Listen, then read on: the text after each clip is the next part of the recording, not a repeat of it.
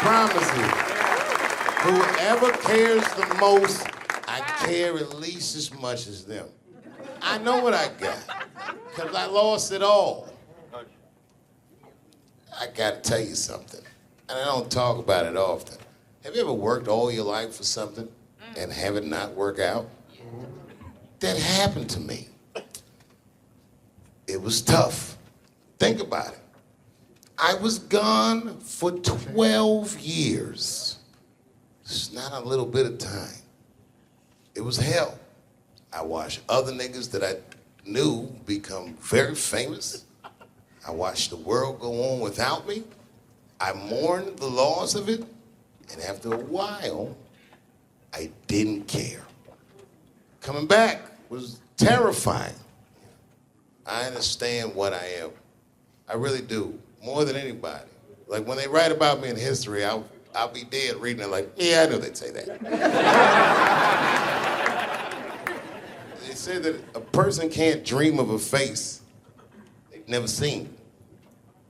Can't believe that's true, but it's probably true. Boy, I got a long bank of faces. 32 years, I could close my eyes, I could think of any night. There's so many faces. Every night, most nights, they're all looking up, smiling. You have no idea what the world looks like from there.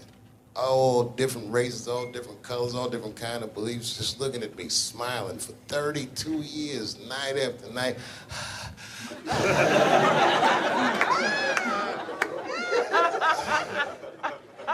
No comedian take that for granted. I swear to God, this might be the noblest of professions. Robin Williams had a bar that I loved. He said, comedy is the only job you can have where you can use everything you know. And that's true. You can use more than you know. You can use what you think. Use it. Don't be afraid. Don't let these bitch-ass niggas button your lip. Say it anyway.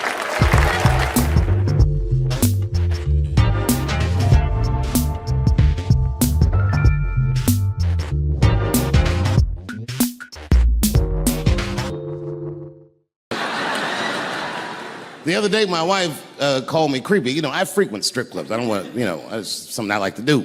And my wife said I was creepy because I go to strip clubs by myself. Is that creepy?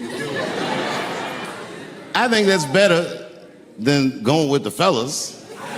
That's creepy to me. Hey, y'all, let's all go to the strip club and get our dicks hard together as a group of friends. Drive home in a quiet car and not talk about any of the things we've seen or done. No, nigga, I go by myself. But my wife doesn't understand why I go to the strip club. It has nothing to do with sex, you understand? I need a pinch of sexual energy in a room to relax, but it's more about being out. I like the music. A few naked chicks in there, it just makes me feel good. But I'm not trying to like socialize or meet anybody. You know, sometimes I go to the strip club and I bring a book. I do, and I sit right by the stage because the reading light is better.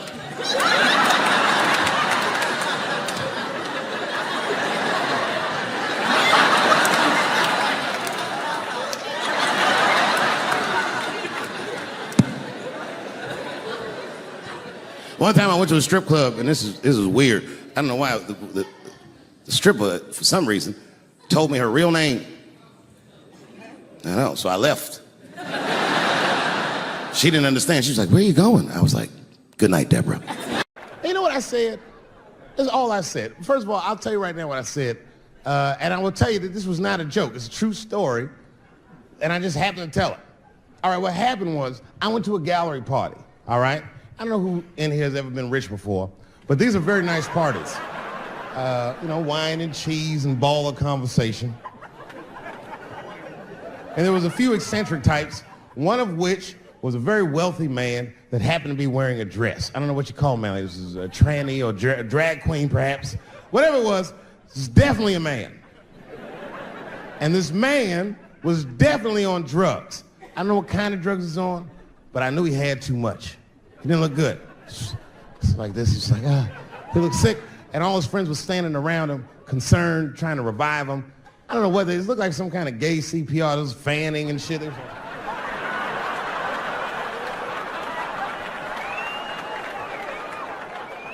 I saw all this from a distance. Now, I should have minded my own business, but I got curious. I was like, oh. And I went over there. All I said, excuse me, gentlemen, is he okay? And then they looked at me like I was evil. Oh. She is fine. I said, word? Oh. I'm sorry, I didn't know this is what we were doing. Here's my thing. I would support anybody's right to be whoever they feel like they are inside. I'm your ally in that. However, my question is, to what degree do I have to participate in your self-image? Is it fair that I have to change my whole pronoun game up for this motherfucker? That doesn't make sense. Seriously. If I put on an Argyle sweater and I'm like, hey everybody, I feel like a white guy in this sweater and I want some goddamn respect and a bank loan. That's not gonna work. Give a fuck how I feel. Why should I give a fuck how you feel? Nigger is a pronoun. But there was no time for philosophical debate. This was an emergency situation. I said, fine. Sorry, guys. I was just worried because she looks terrible. She just fell off the bench. Appears that her dick is popping out of her dress. You mind if I call an ambulance, champ? I'd rather not be at a party where a tranny ODs. There's too many questions to answer.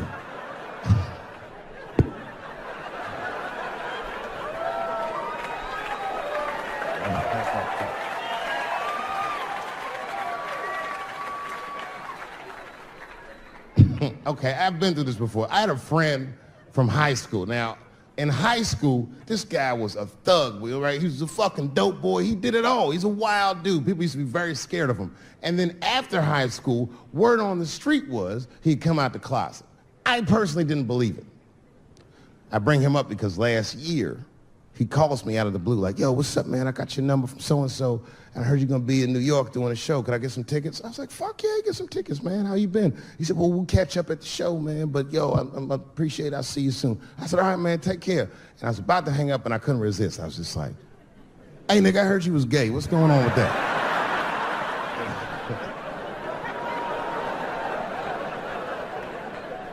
And I wish I didn't ask, because he sounded like he was dying to talk about that shit. And he had a long story about it. And it's not that I didn't care, but I was, I don't like talking on the phone. I was watching TV at the same time. So I just wasn't really paying attention like I should. But I was trying to sound supportive, but I didn't really know what to say. So I was just like mumbling shit throughout this conversation. I was just like, nigga, you gay, man. You just gay. Like,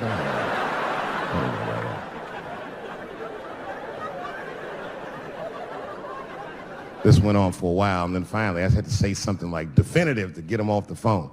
And I was like, hey, man, you know what? Don't let people get you down, all right? And the next time someone tries to make you feel bad about yourself, just remember, everybody fucks funny to somebody.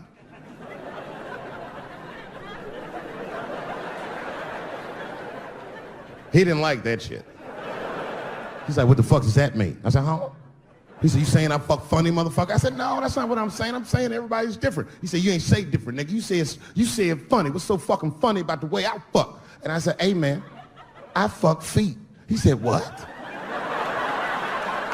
Oh, this is not a joke, ladies and gentlemen. I get women to squeeze their feet together like this, and I fuck them right in that little space in their feet.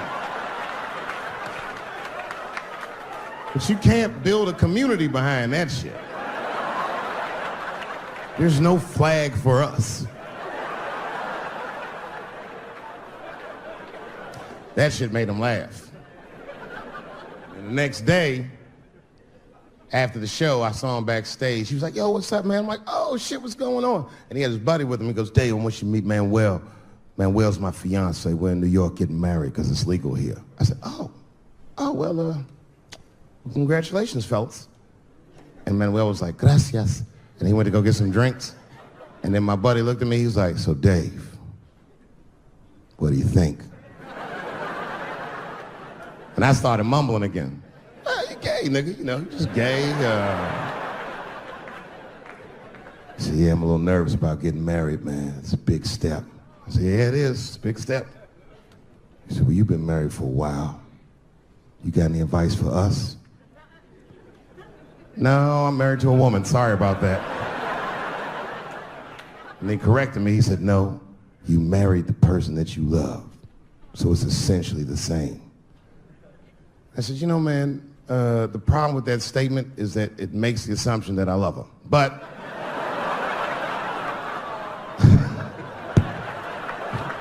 you guys lighten the fuck up. Of course I love my wife. She laughs at this shit. As a matter of fact, she eats and spends this shit. You know what I told him? I told him, I said, you know what you should do, man? First of all, you shouldn't do it. I'm talking about being legally married. It's not that you're gay as much as just legal marriage is a fucking diabolical leverage game in the United States. I'm just being honest. Devoid of religious significance or the idea of love, marriage is nothing but an awful contract that you shouldn't sign. I'm just being real. Because you start out loving each other, and then like 2 years later, you're just building a case against one another for a hypothetical court date that may or may not ever happen. You throw being gay on top of that, that shit is explosive. Like it's that Ray Rice shit. Okay, right after Ray Rice went through all that shit, I was at a party and I met this kid, Michael Samms. You know Michael Samms? Very nice guy. He's the first openly gay NFL player. And Mike's a very nice guy, very brave guy. But when I met him, I couldn't help but thinking, now what's gonna happen when Michael Samms beats his wife up in the elevator? Is that domestic violence or is that just two niggas working shit out in the elevator? You know what I mean?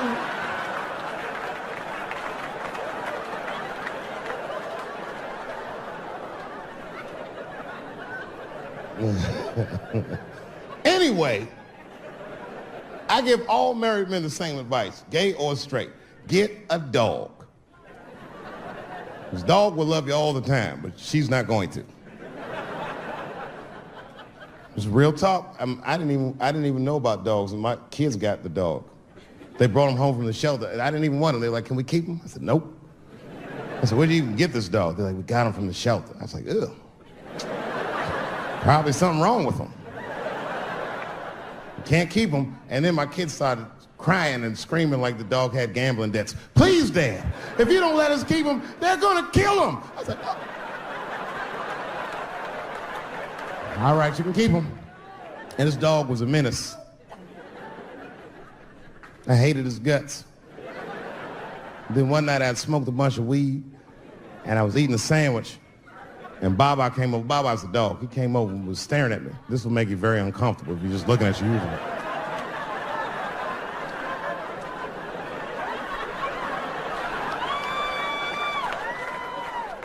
I had to give him a piece of my sandwich so he'd go away. And that's how we became friends. Now, if you see me walking down the street with Baba, I ain't got no leash or nothing. He walks right next to me. If I stop, he'll stop. And if I go, he'll go. And all my friends are like, yo, Dave, that shit is dope. How you train Baba to do that shit? I've never trained Baba. Just a messy eater. If I drop food and Baba's not around, all I gotta do is call him. Baba! He's a black dude's dog, so he doesn't come right away. He peeks first to see what's going on.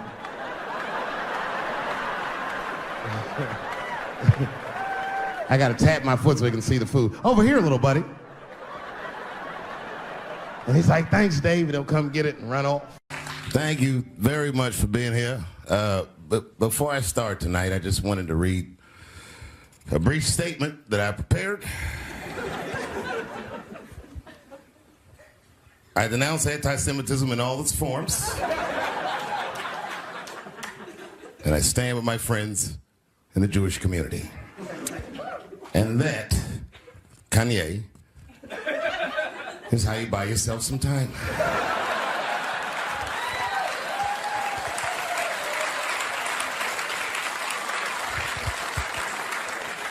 I gotta tell you guys, I've probably been doing this 35 years now. And early in my career, I learned that there are two words in the English language that you should never say together in sequence. And those words are the and juice. I've never heard someone do good after they said that.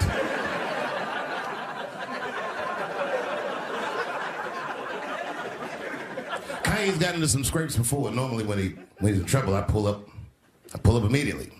But this time I was like, you know what? Let me see what's gonna happen first. Let's see. Just want to see where this is all going. I can't even remember how it started. Vaguely, I remember it started with a tweet, strange tweet.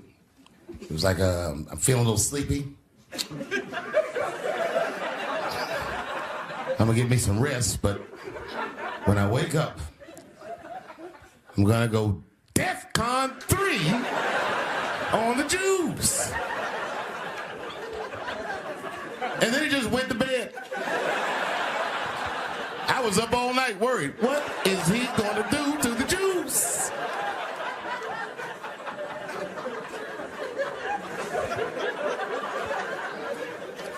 I grew up around Jewish people. I have a lot of Jewish friends, so I'm not freaked out by your culture. I know a little bit about it just from hanging around. I'd be like, yo, let's go out at school tomorrow. They'd be like, we can't go out. It's Shana Na tomorrow. I'd be like, where? What is Shana Na? I had so many questions. Why do some of your people dress like Run DMC?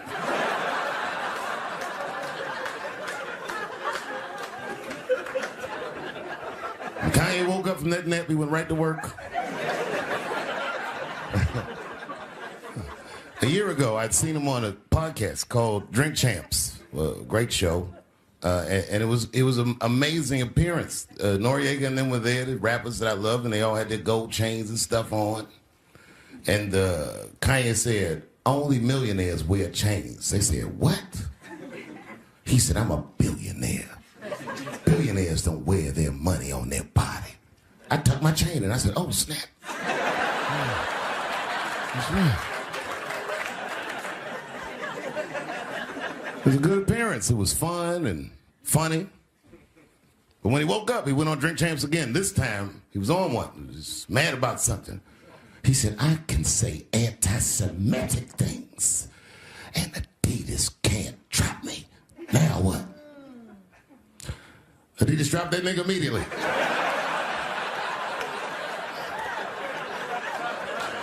Ironically, Adidas was founded by Nazis. And they were offended. I guess the student had surpassed the teacher.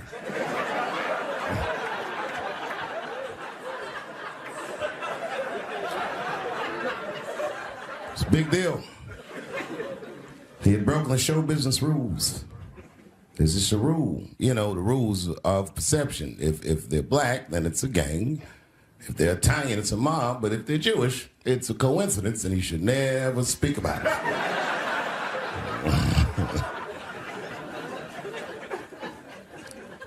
Kanye got in so much trouble, Kyrie got in trouble.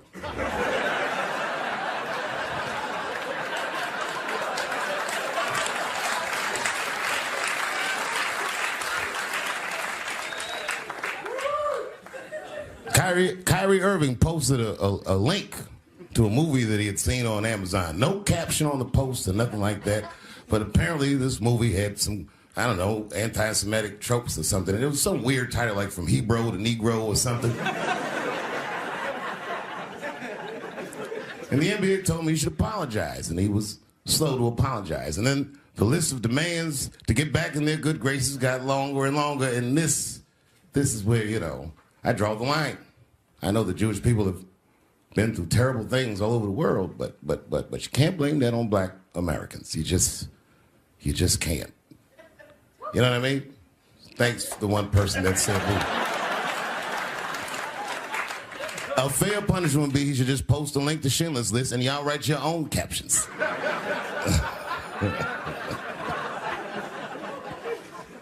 Kyrie Irving's black ass was nowhere near the Holocaust. In fact, he's not even certain it existed.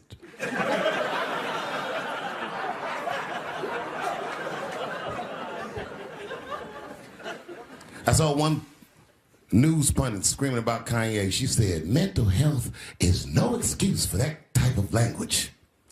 Yes, it is, bitch. You can kill somebody if you're mentally ill. Listen, okay, I don't think Kanye is crazy at all. I think he's possibly not well.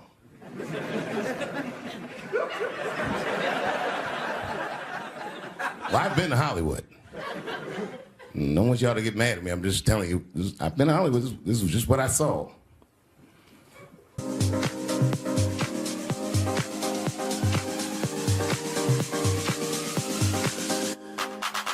Whatever you do, don't fall for me. Don't put your trust in me. Don't even lie for me. I want you, honey. I don't get you. It's a lot of juice. Like a lot. But that doesn't mean anything. You know what I mean? There's a lot of black people in Ferguson, Missouri. Doesn't mean we run the place.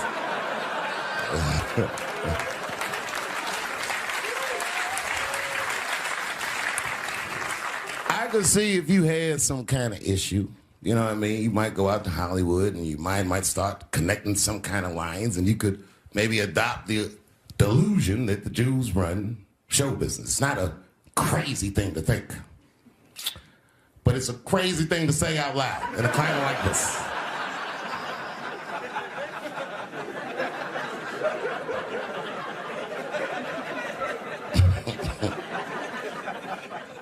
Now the midterms are over in this crazy climate, and I got to tell you, I feel like this midterm, like all of humanity, depends on it.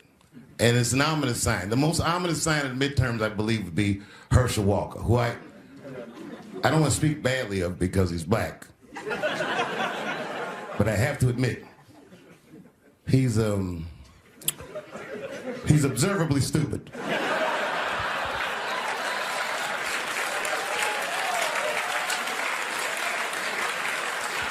Even when he's not talking, his mouth be open a little bit like.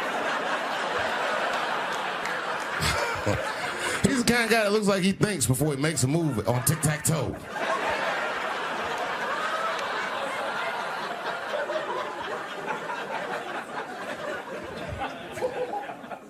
And I'm watching the news now, they're declaring the end of the Trump era. Now, okay, I can see how in New York you might believe this is the end of his era. I'm just being honest with you. I live in Ohio amongst the poor whites. A lot of you don't understand why Trump was so popular, but I get it, because I hear it every day. He's very loved. And the reason he's loved is because people in Ohio have never seen somebody like him. He's what I call an honest liar.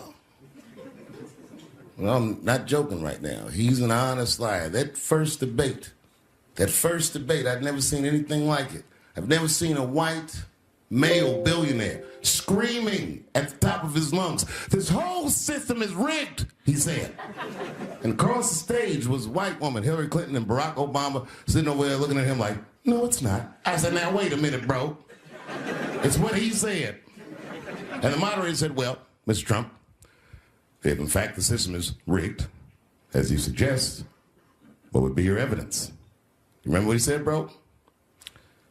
He said, "I know the system is rigged because I use it."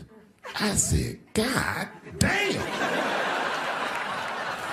And then he pulled out an Illuminati membership card and chopped a line of cocaine up and did it right into the podium.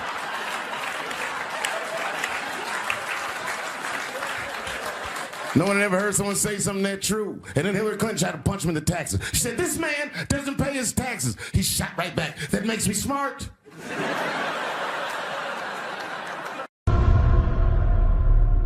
I came back here where I started because I will shoot my final Netflix special tonight.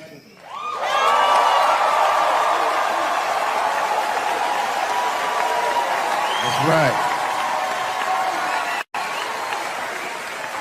And after this shit, it's time to make America wait again. I've done too well. You know, if you black in show business and do too well, it's scary, nigga. Like, you gotta get the fuck out of the casino while the getting's good, while you're still winning. If you don't walk away from the table, that's how niggas get Kevin Harted. You already know. That's my man. I'm just saying, if he got a sex tape out, well, it's just a matter of time for me.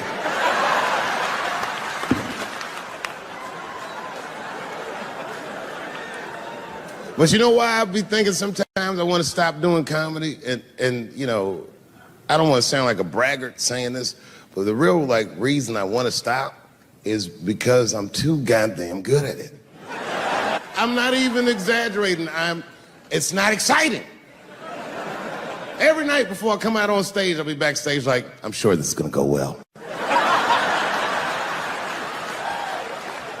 And it always does. I'm so good at writing jokes, and this is not even an exaggeration.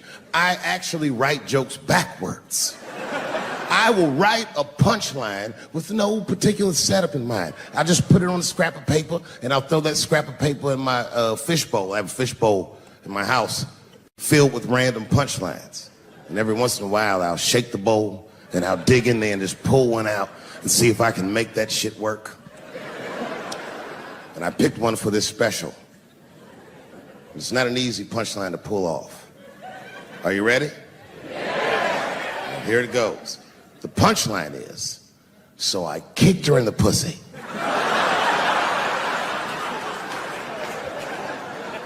I haven't finished the joke yet.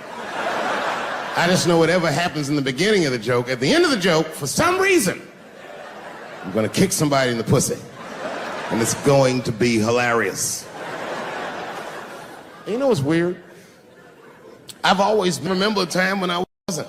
You know, when I was growing up, I was probably about 8 years old, and at the time, we were living in Silver Spring. Yeah. Yes. Common misconception about me in D.C. A lot of people think I'm from the hood. That's not true. But I never bothered to correct anybody because I wanted the streets to embrace me. As a matter of fact, I kept it up as a ruse. Like sometimes I'll hang out with rappers like Nas and them, and these motherfuckers will start talking about the projects. Yo, it was wild in the PJs, yo. And I'll be like, word, nigga, word. But I don't know. I have no idea. My parents did just well enough so that I could grow up poor around white people.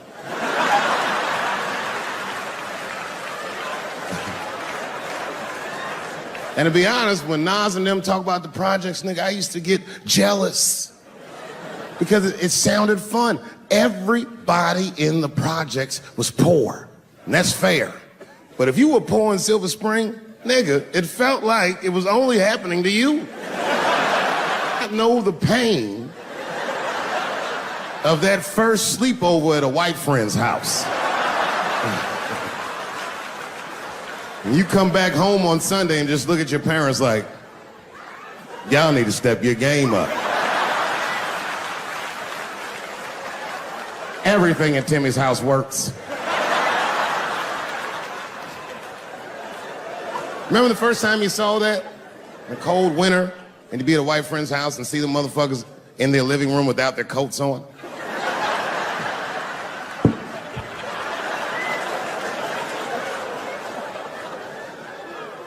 Timmy was one of my first white friends, like, in my life, man. He was a good dude, too. He moved to Silver Spring from Utah, of all places. I guess his family was affiliated with that Mormon church they got down there. And me and him used to hang out. And one day I was at his house, we were just hanging out, and Timmy says, Dave, why don't you stay for dinner tonight? I said, oh, man, I'd love to, but I can't. If I'm not home before dark, my mother will kill me. That was a lie. My mother had several jobs. I hadn't seen her in like 3 or 4 days. At that point in my life, it was my experience that white dinner wasn't delicious.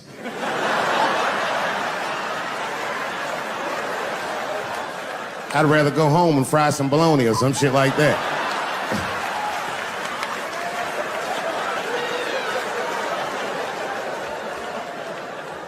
But then old Timmy threw me a curveball I wasn't expecting. He said, it's too bad you can't stay, Dave, because Mom made stovetop stuffing. I said, what the fuck, stovetop? Well, hold on, nigga, let me make some phone calls real quick. I had seen that commercial so many times, I had dreamt of getting my hands on some of that stovetop stuffing. And finally, I met a motherfucker that actually had a box of stovetop in the house. I couldn't miss this opportunity, so I pretended to call my mother. And then I came back and I said, Timmy, you're not gonna believe this great news.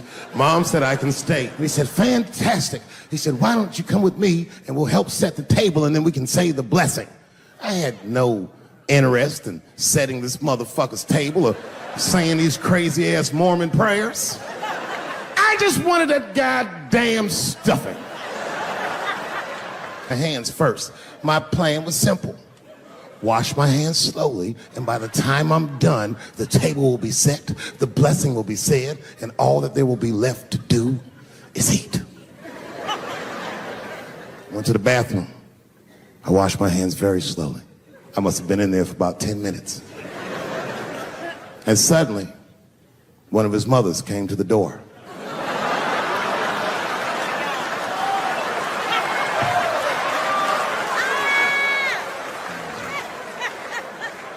She was like, hi, David, right? I said, yes, ma'am. She said, Timmy tells me that you're planning on staying for dinner. I said, I hope that's not a problem, ma'am.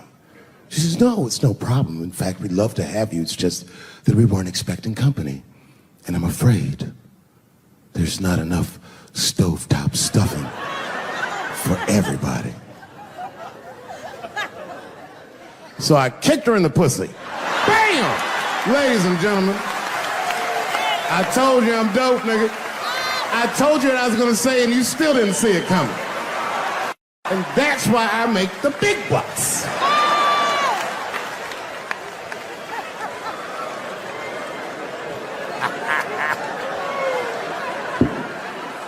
Oh my God. But there's a more important reason that I would stop doing comedy right now. And this reason is the real reason that's been percolating, and it really is the crowd, not you. I'm talking about the crowd on the big stage. It's too hard to entertain a country whose ears are so brittle. Motherfuckers are so sensitive, the whole country is turned into bitch-ass niggas.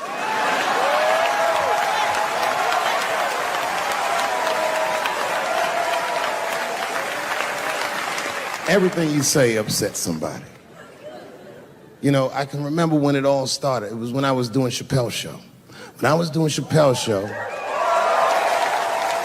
I used to do the show, and then on the weekends I do like concerts and shit like that. So I'm doing a concert, and there was a couple in the front row, beautiful couple. The wife was obviously Asian. You could see it in her face.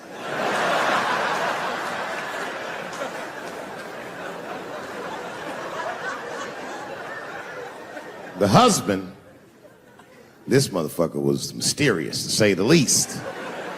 Couldn't quite pinpoint where he was from. Caramel-colored fella, very nice hair, but it could have been from anywhere. Bangladesh, Mexico. I can't guess with a nigga like this. All I knew for sure about this guy is that his wife was a bitch. I could see that in her face, too. No, he was laughing and having a good time, and she was scowling at me at a goddamn comedy show. I couldn't figure it out. And then I realized at some point that she was pregnant, and I was smoking on stage. I said, oh my God, that's probably why she's mad. So I started to put my cigarette out, but then she hit me with one of them fake non-smoker calls. So I just kept smoking. I thought to myself, bitch, that babe will be fine, relax. And I tried to break the tension. I just asked her, that's all I said. I go, hey, where are you guys from anyway? And I could tell that she was on to me. She goes, very condescendingly, she says, I'm from California. If you're asking my ethnicity, I am Chinese. He was like, I'm Mexican, bro. I said, well, I'm sorry if I offended you by asking, but you're a very beautiful couple. And miss, there's no question that you're gonna give birth to the hardest working baby this world has ever seen.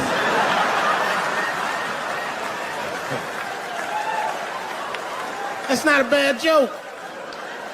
She got very upset. She got up to leave immediately, but she didn't just leave. She had to take one last dig at me on the way out. I will never buy one of your fucking DVDs again. Dave Chappelle.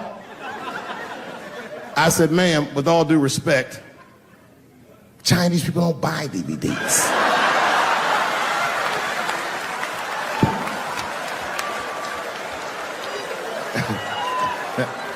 And the crowd went crazy. We were all laughing, having a good time. I didn't even think anything of it. And then just 3 days later, this lady sends a fucking letter to my promoter telling him not to book me for shows anymore because I was, quote, racist, and I'm quoting her, insensitive to the nature of my interracial marriage. I was like, word, bitch, I was.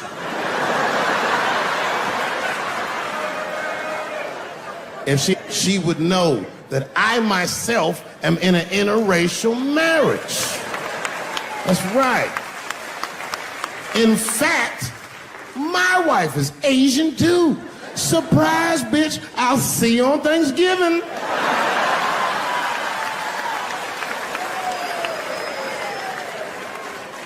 But my wife's not Chinese.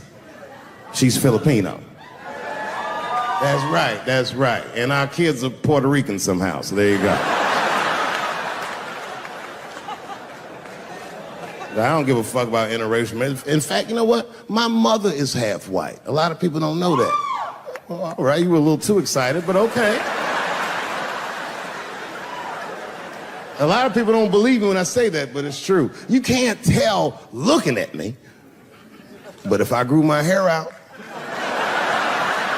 you would think you was at a fucking Cat Williams concert. My shit is beautiful. But motherfuckers are just taking it too far. I don't know why or how everybody got this goddamn sensitive. You know who hates me the most? The transgender community. Yo, yeah, these motherfuckers. I mean, I didn't realize how bad it was. These motherfuckers are really mad about that last Netflix special.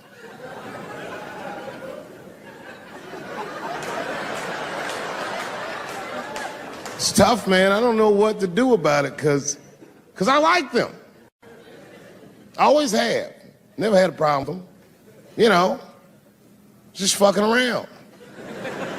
As a matter of fact, I think I make fun of everybody. And I mean, as a group of people, they have to admit, it's kind of fucking hilarious, man. I'm sorry, bro. It's like, I've never seen somebody in such a hilarious predicament not have a sense of humor about it. They're born feeling like there's something other than they're born as, and that's kind of funny, you know? I mean, it's funny if it's not happening to you. It's like that white black bitch that's in the news all the time. Rachel Dolezal. She's a white woman, but then she dressed up like a nigga and shot her way up to the very top of blackness. And I always wanted to meet her just so I could understand. I just wanted to like have dinner with her so I could just look in her eyes and call her a nigger to her face. The fuck is that bitch talking about? I identify black. That is trans talk, lady. Stop biting. Stop biting. There's a big difference between her and a trans. The difference between her and a trans is I believe transgenders. I don't understand them either, but I know they mean what they say. Them niggas cut their dicks off. That's all the proof I need. I've never seen somebody just throw their dick away. Don't need it.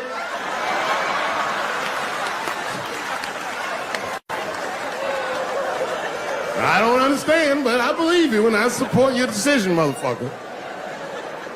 But how far is Rachel willing to go? What is Rachel willing to do so that we blacks can believe that she believes she's actually one of us? Bitch, are you willing to put a lien on your house? Invest in a mixtape that probably won't work out?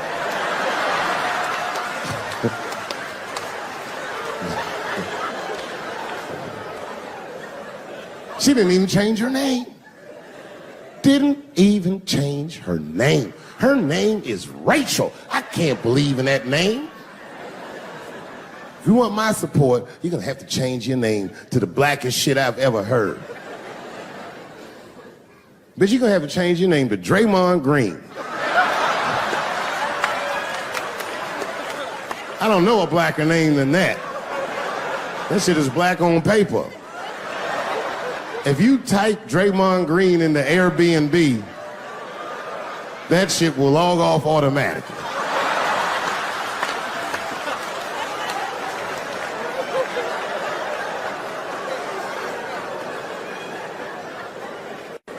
You know, people get mad, bro. People get mad about everything I say. I was doing a show. I was in Portland, Oregon, and I was checked in a hotel under the name Charles Edward Cheese.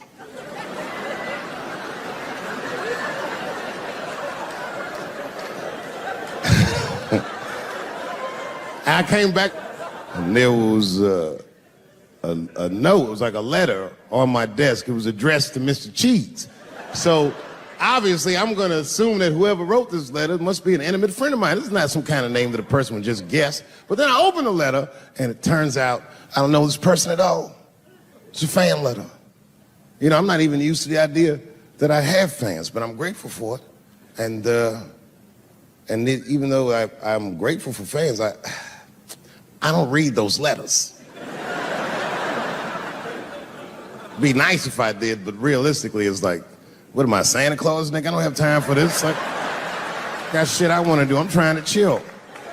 Read all these dreams and wishes from strangers. But I read it. I'd already opened it. So I just read the whole letter. And you know what, man? Whoever wrote this letter truly loves me.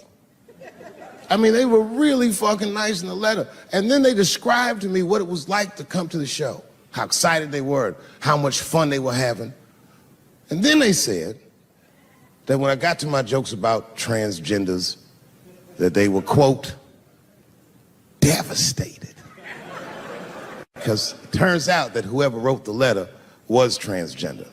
Now, I'm going to be real for a second. You got to understand, I never feel bad about anything I say up here.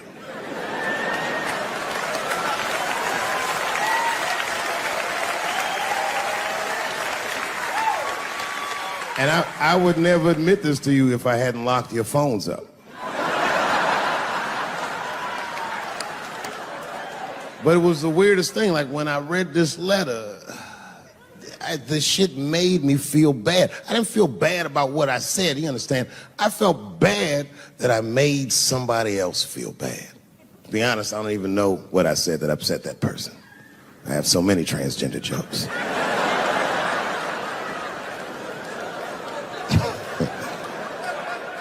But I feel like it was probably this joke I'm about to tell you right now.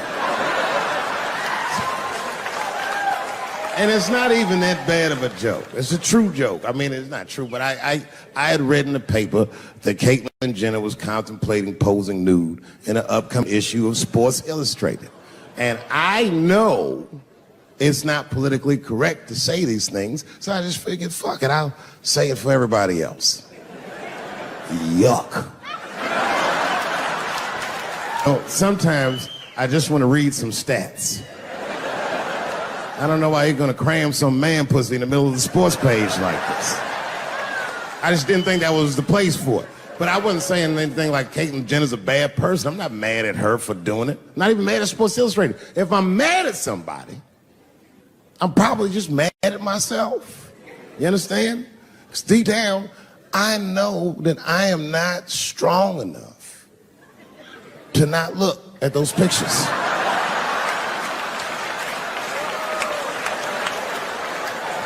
And I don't think I'm ready to see what she's trying to show me. So Caitlyn, goddamn it, if you go through with this thing, bitch, you better go hard or go home. I want you to go all the way. Hustler style. Do you know what hustler style means, miss? That means spread the lips.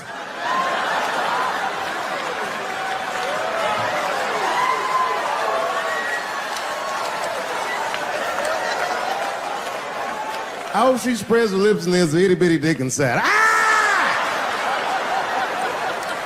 The show is behind the curtains.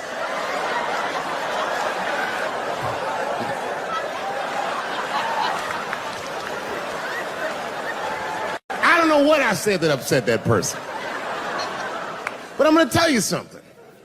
When I read that letter, and the moments after I read it, I did something that many black men in America do not have the time or the money to do. I thought about how I felt.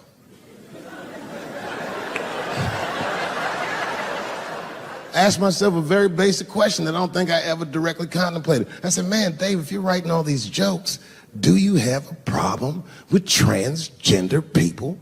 And the answer is absolutely not. The fuck do you guys think I am? I don't understand all the choices that people make. But I do understand that life is hard and that those types of choices do not disqualify you from a life with dignity and happiness and safety in it.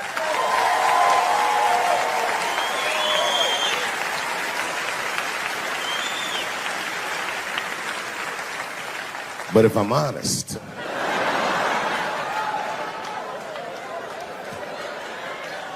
my problem has never been with transgender people.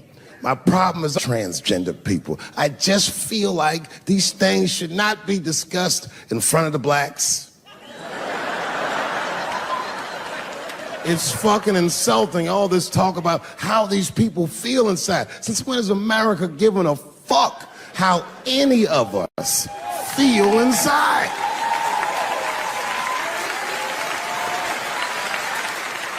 And I cannot shake this awful suspicion that the only reason everybody is talking about transgenders is because white men want to do it. That's right. I just said that. If it was just women that felt that way, or black dudes and Mexican dudes being like, hey, y'all, we feel like girls inside, they'd be like, shut up, nigger. No one asked you how you felt. Come on, everybody, we have strawberries to pick. It reeks of white privilege.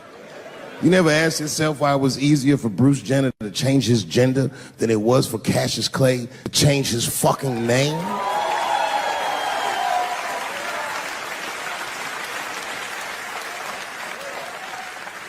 And if I were to be brutally honest, the only reason I ever been mad at the transgender community is because I was at these niggas for 6 songs straight. I had no idea.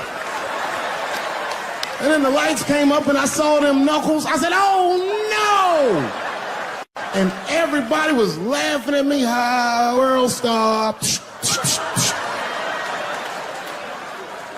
I said, why didn't you say anything?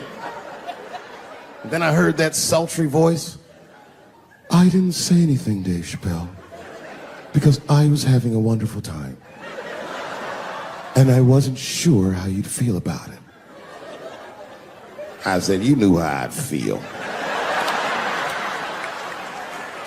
And she said, I'm going home. I don't want any trouble from you. I said, home? It's only 2 songs left. I mean, we might as well finish tonight. And we ended up having breakfast together. Oh, grow up. That doesn't make me gay. I just titty fucked her. These titties are as real as any titties in L.A. It's 2 o'clock in the morning. I was just borrowing a little friction from a stranger. Whoops.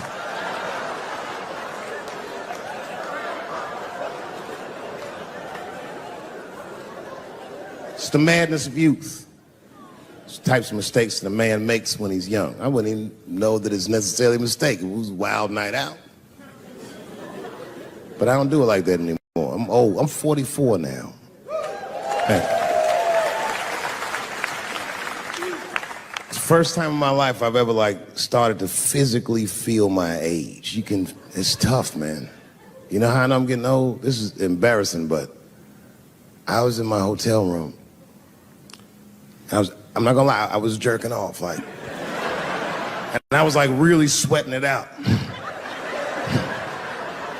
And this is when I knew I was old. I just gave up in the middle, like nothing even happened.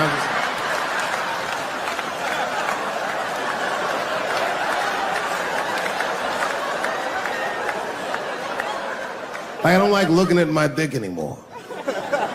My dick looks distinguished. It's old, an old looking dick. It's got salt and pepper hair all around it. My dick looks like Morgan Freeman in the 90s. Without the dots. My dick narrates. Dave pulled me out and started jerking me around and jerking me around. But not with the same vigor as when he was young. He and I both knew nothing was... I see my age in my children. I came home from the road. This is not long ago. I've been gone for, if you can picture, I was gone for weeks and weeks. And when I came back, nobody was home. Now, one person in my family thought that maybe I'd like to see them when I got back. Like, they knew when I was coming back, but they just weren't home. And that shit was a wake-up call. You know, like when my kids were little and the tour bus would pull up to the house, these motherfuckers would spill out. Dad is home, hooray! And they'd hug me and kiss me, and then as the years went on, they'd get less interested. Hey, everybody, look, it's Mr. Promises back from the road.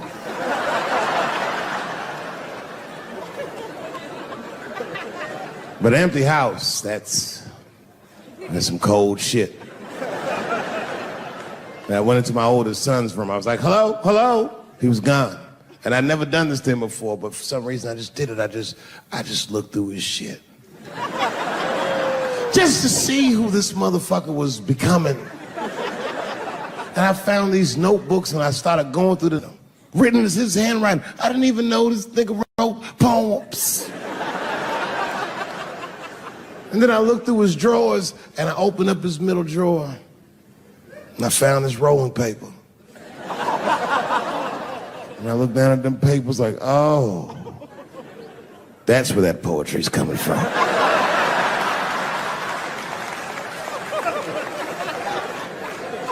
And that shit broke my heart. I mean, I smoked weed, but I mourned my son's innocence. And I cried a little bit. And I took his papers upstairs to my room. Rolled some weed that I'd hid from the family. And I got really high. And then I got paranoid, so I put his papers back how I found them. So he wouldn't know what I was up to. This nigga won't even know that that happened until he sees the special. Yeah, nigga, I found your papers. He's a cold motherfucker. Let me tell you, this kid is only 16 years old. Listen to what he did to me. This motherfucker calls me up in the middle of the night. It was 1 o'clock in the morning. He goes, Dad, don't be mad. I knew something was, what's going on? He said, listen, I'm fine. And don't forget, you told me to do this. I'm at a party, and my designated driver had too much to drink. And me and my friends need you to come pick us up. I said, Jesus Christ, it's 1 o'clock in the morning, nigga. I am shit-faced.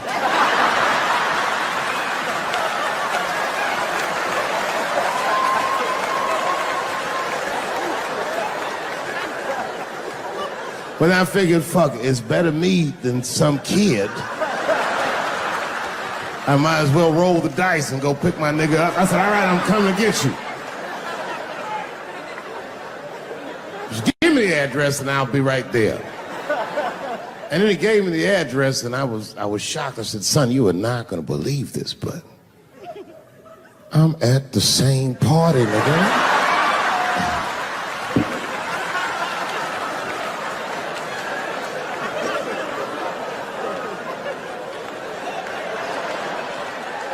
They grow up fast, don't they? Can I ask you a weird question? I want to make you feel uncomfortable. You don't have to answer it, and if it doesn't go well, we'll just edit it out anyway. Is it weird to be the only white people in a row?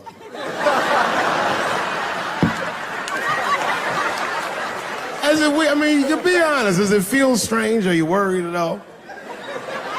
Give me your money, motherfucker. I'm just fucking around. I was gonna say. This guy got ice in his veins. He didn't even buckle. You know, like many black men my age, the first time I voted was 8 years ago. Right. I saw Obama on TV and said, oh, I'm voting for this nigga. I remember the day I voted for Obama. I voted in Ohio, and my vote matters in Ohio. Ohio is a battleground. It's like that white black bitch that's in the news all the time.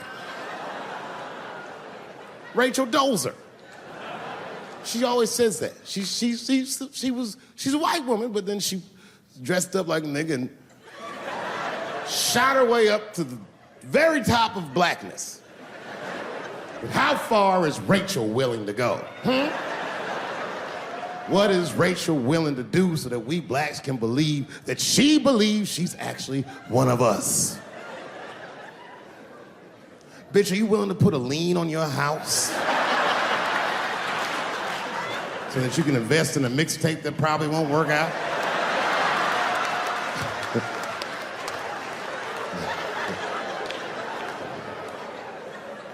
She didn't even change her name.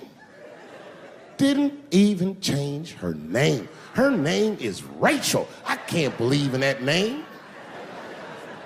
If you want my support, you're gonna have to change your name to the blackest shit I've ever heard. Bitch, you're gonna have to change your name to Draymond Green. I don't know a blacker name than that. That shit is black on paper. If you type Draymond Green into Airbnb, that shit will log off automatically.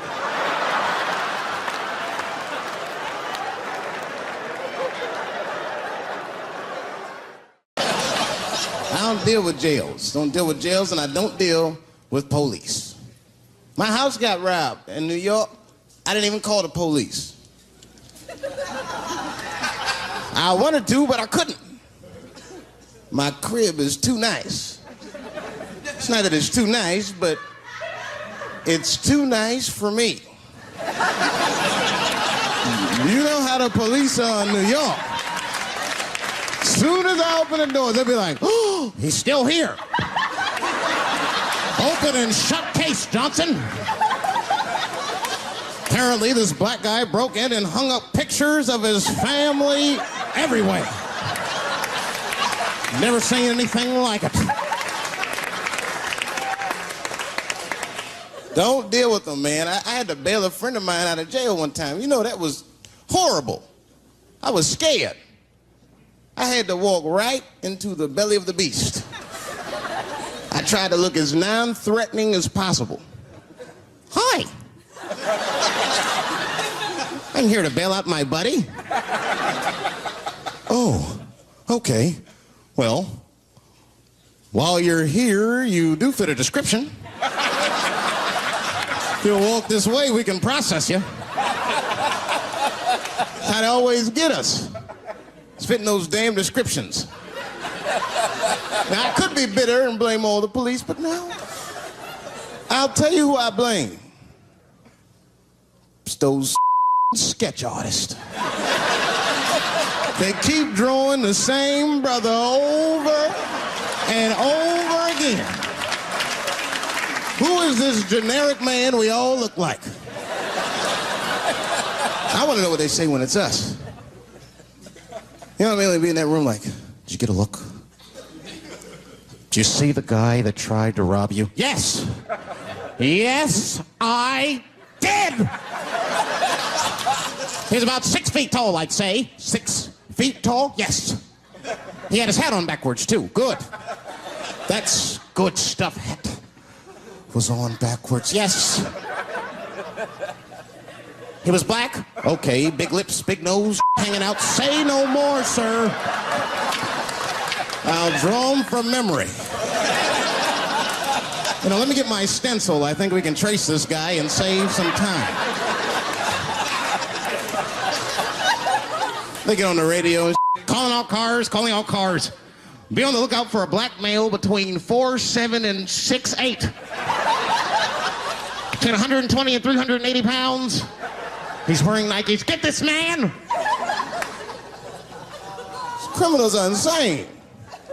I don't even know why people do crime. They want to catch you, they're going to catch you. They can. They got forensics. You ever seen forensics? Those guys find clues nobody else thinks about looking for. I mean it. You leave a pubic hair anywhere near a crime scene, they're gonna find that. What the hell is this? Back up!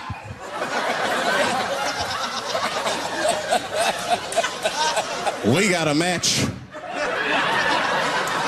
Then they look at the pubic and tell all kinds of information. Looks like there was a struggle. Time of death 307. It's amazing. I saw him get a dude one time on court TV. It was embarrassing. It was a sexual assault case. I knew the defendant was lying.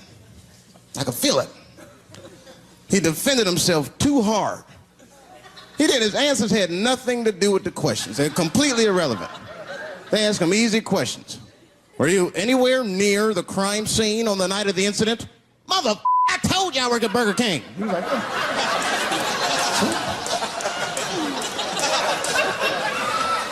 That went on for hours. Then the prosecutor got fed up. Said, I've had enough of this. Called the forensics to the stand. Forensics was like, Your Honor, we are prepared to testify that we found the defendant's semen under the stove. I said, God damn. That's worse than fingerprints. You know, they find your semen, you've been there at least a minute. But that's what I want to know. Under the stove? You find semen like that? Or do you look for it? Like, do they walk onto a crime scene like, this place is a mess? Check it for semen. Or do they just like walk in and slip? Oh my God. What the hell was that? Semen. They find it on every crime scene. It's like, what are burglars doing? So we got the stuff, let's get out of here. Wait a minute. I want to leave my calling card. The semen bandit has struck again. I don't understand nothing anymore. I don't. I watched TV the other day. Now tell me, maybe it's just me. Maybe I'm crazy. Is it me? Is it me, or do commercials have nothing to do with the products anymore? You think I don't even know what a commercial is about until the end. Everyone's a surprise nowadays. You seen that commercial where the lady got the black eye? This lady come on TV with a black eye, she's crying. She's like, I smoke crack. And my husband beats me. And then a voice came on and said, got milk? I said, what the? It has nothing to do with milk. I'm not saying I'm a commercial expert, but I'll make a better milk commercial than that. Just make it nice and simple. I just do a close-up of a titty and put milk right underneath. If that doesn't sell milk, nothing will, boy. I'll tell you that right now. It's 1997. Titties are industry in 1997. They are. I know they are. I'm a customer. I went to a titty bar last week at 3 o'clock in the afternoon. Now that's bad. That is bad. Because it wasn't like I was out. Said, let me swing by the titty bar. No. No, I left my house specifically to see some tits. Can't judge me, there's breast in there. It's just what men do. If a guy runs up to you on the street, it's like, hey, hey, don't go in that building. There are naked girls showing their breast. Be like a white dude in a horror movie.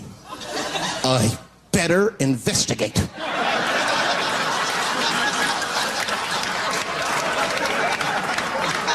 I'm gonna want to see for myself. Titty bar's a weird place. I'm not saying it's a good place to hang out. I go there every once and then. But it's a weird place. They got weird morality.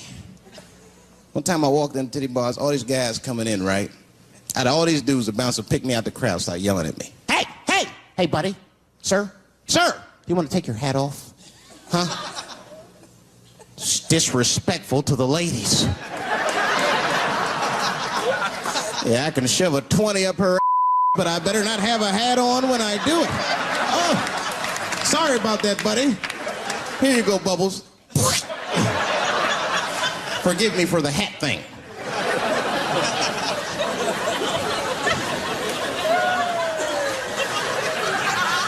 You know why those bars are so popular now? Is because men don't know how to deal with women in reality. So sometimes we gotta take the fantasy road. The reality of the situation is very grim. Women have made a lot of progress in a short period of time, man. It's changed everything. Can't deal in relationships anymore. I broke up with my girl. I'm out of Shawshank. I'm free. I don't want to go back. Couldn't even argue with her. You should be able to argue. If you have an issue in a relationship, you should be able to argue that issue out, right? But see, ladies, you got to stick to the issue. You guys take arguments everywhere just to win them. That's why nothing ever gets done. You be arguing about the dishes, baby. Baby, could you wash your dish at least before you put it in the sink? Premature ejaculator? Damn it. You know, why you gotta bring that up? I don't even believe in that. I don't. If I man, it was right on time. That's the way I see it. And as far as I'm concerned, I can't fast enough. You know, I'm sick of being vilified all the time. David, how could you?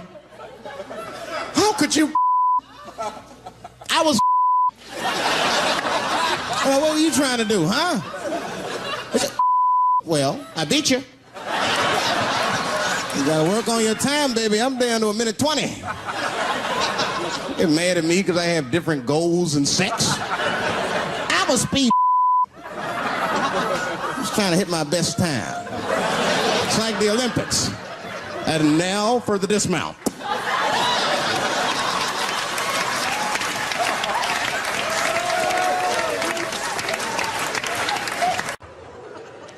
And now we get to the core of the crisis. What is a woman? What is that in this day and time? Is there even such thing as a woman or a man or anything? Seems to be a question nowadays. Now listen, women get mad at me. Gay people get mad at me. Lesbians get mad at me. But I'm gonna tell you right now, and this is true. These transgenders, these niggas want me dead. I've gone too far, I've said too much. And I gotta tell you, I'm very worried about it. I'm not even joking. Every time I come out on stage, I be scared. I be looking around the crowd, searching for knuckles and Adam's apples to see where the threats might be coming from.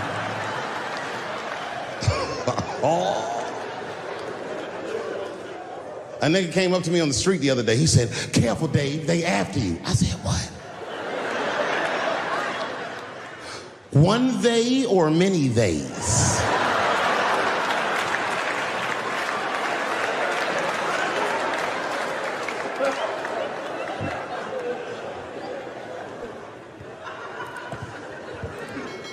Before I even say anything about that community, you must know, and I hope you all feel the same way, I am not indifferent to the suffering of someone else.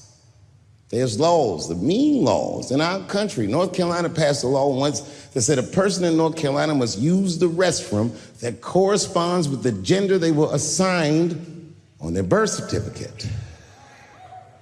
No. No, that's not a good law. That's a mean law. No American should have to present a birth certificate to take a shit at Walmart in Greensboro, North Carolina, where the baby shot and killed a motherfucker.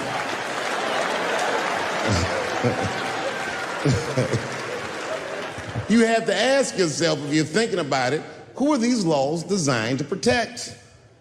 Like, let's say they designed this law to protect me, my interests. Transphobic comedian Dave Chappelle. And let's say that I'm in Walmart doing a little shopping with my family. Now, I should tell you, if that ever happens in real life, you should know that my dreams didn't work out. But let's say something goes horribly wrong, and there I am in Walmart with the poor whites rummaging around for mediocre goods and services.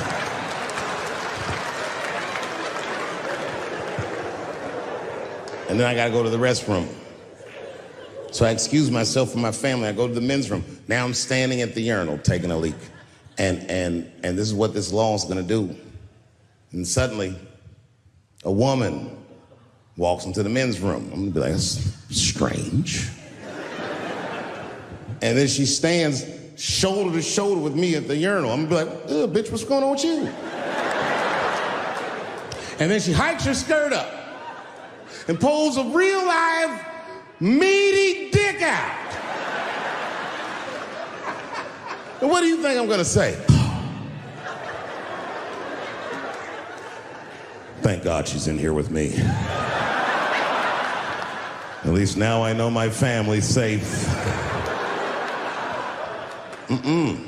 No, I'm not gonna feel that way at all. I'm gonna feel very uncomfortable. I would feel better if it was a man with a vagina that backed up to the urinal next to me.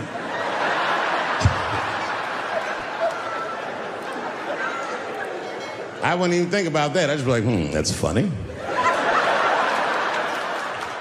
This guy is peeing out of his butt for some reason. Oh my God, he must be a veteran. Thank you for your service.